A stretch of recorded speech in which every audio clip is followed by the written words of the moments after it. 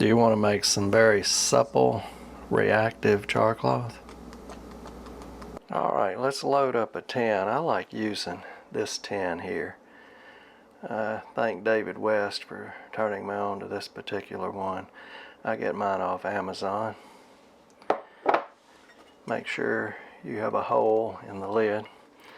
But I like to line the sides of the tin. The tin gets cherry hot.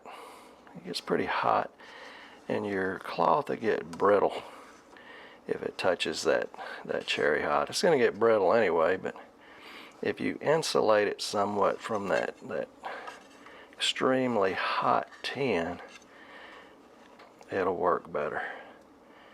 And then I like to take pieces of this pine bark and put it on the bottom. Again, insulating the cloth from the extreme heat of the tin. I believe that helps to keep it from getting brittle. Anyway, you don't want to put too much. You don't want to take up all the room. This is about 16 pieces of cloth. Fits pretty neat, pretty nicely in there.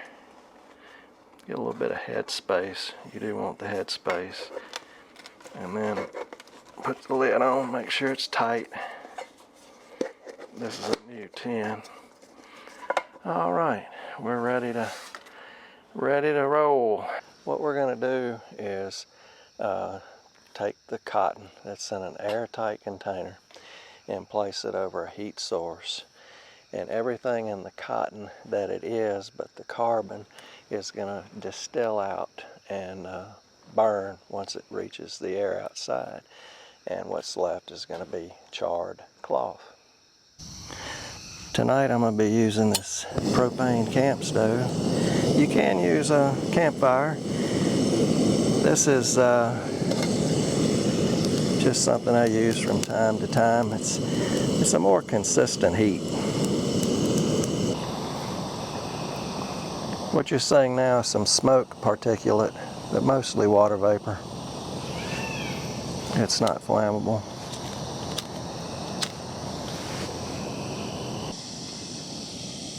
We've reached the point now where all the moisture is burned off.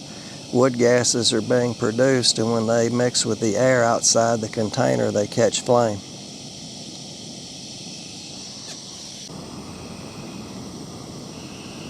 Quite a bit of wood gas is being produced now. This process can go on for 15 or 20 minutes.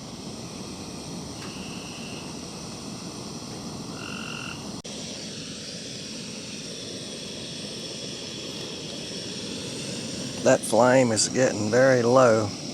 I usually cut it off at this point, put a flat rock or coin or even a twig down in the hole to stop any air that might want to get in. Allow it to cool completely. Once it's cool to the touch, let it go another 10-15 minutes to be sure that the interior of the char cloth stack is completely cool. It's cooled sufficiently. Let's see what we got. So far it looks pretty good. Let's remove this outer band. That's always going to be telling. If it's kind of good on its own, that usually it's a little brittle. Some of it's pretty supple. All right, let's look at the pieces. Get this pine bark out of the way.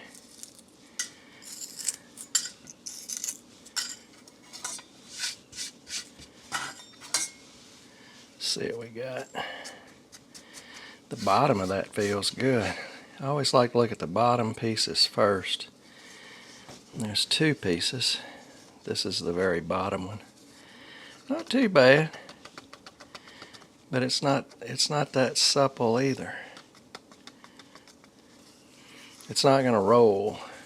See, it's going to break. It's brittle, and I don't care for that. This would work. It would work, but it's just not what I look for. Let's see, this is the second from the bottom. About the same feel. A little better. Will it roll? Looks like it would want to. Nope, it's wanting to break too. Okay, so even with the pine, you still get that brittle. Yep, 2 more pieces. Third from the bottom. Better.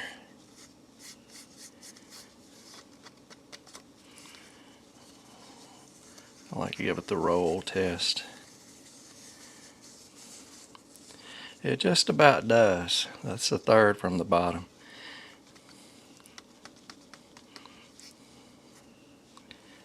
Fourth from the bottom.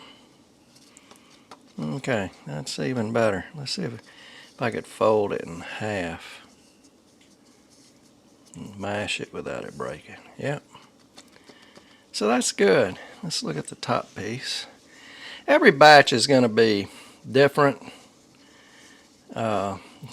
Certainly not every batch is going to be perfect. But this is a pretty good batch here. Yeah, I love the feel of it.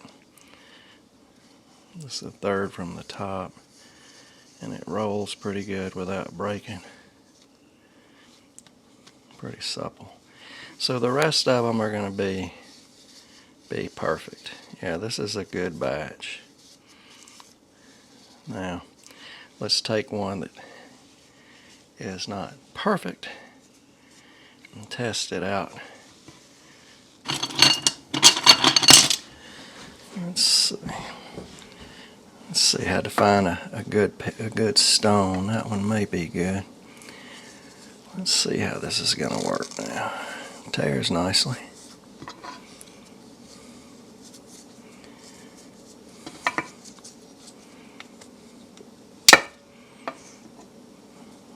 Okay.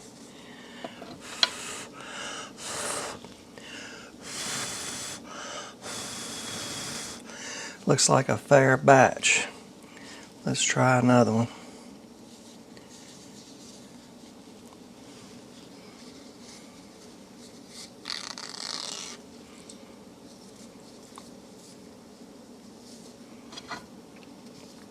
Find a good sharp edge on the stone.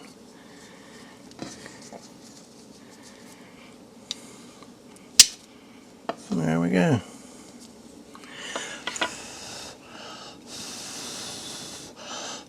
I'd say we got some good char cloth here. Anyway,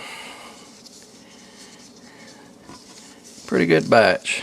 I'm proud to add that to my container. You'll be seeing it probably in upcoming videos. I want to thank y'all for watching. I appreciate y'all supporting my channel.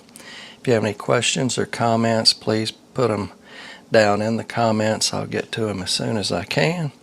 Again, thanks for watching, and I'll talk to you later.